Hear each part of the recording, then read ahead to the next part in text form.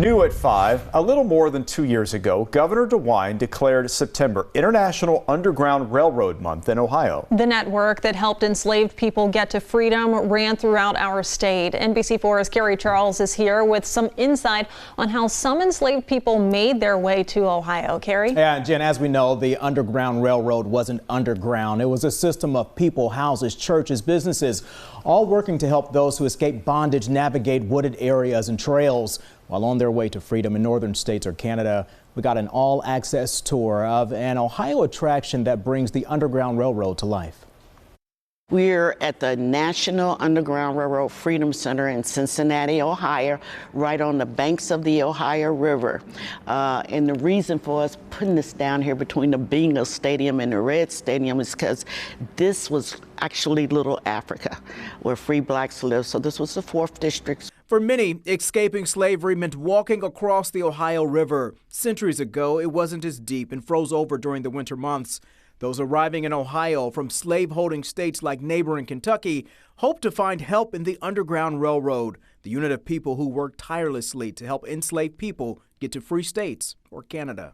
Just to imagine what it would have been like back then. Novella Nemo Black has been with the Freedom Center for 20 years, first as a storyteller. How in the world does one go from being here one weekend in 2004 to being here 20 years later?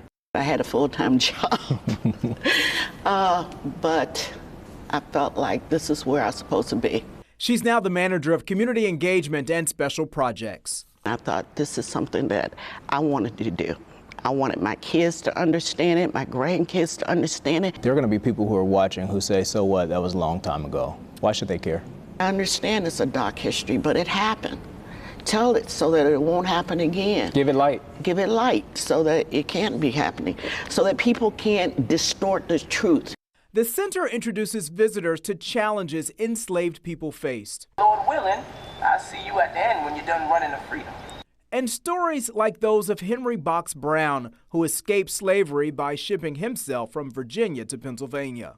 So the kids are able to get into the box to see how it was, 27 hours there. There's a nod to the conductors of the Underground Railroad who were from all backgrounds. And as you can see, we have black and white people up there. And so this is? This is called a slave pen.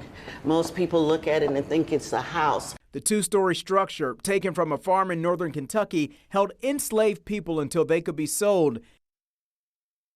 While Ohio was a free state, it did require African Americans to show freedom papers and be registered with the county where they lived. To do all of this, they of course had to pay a fee.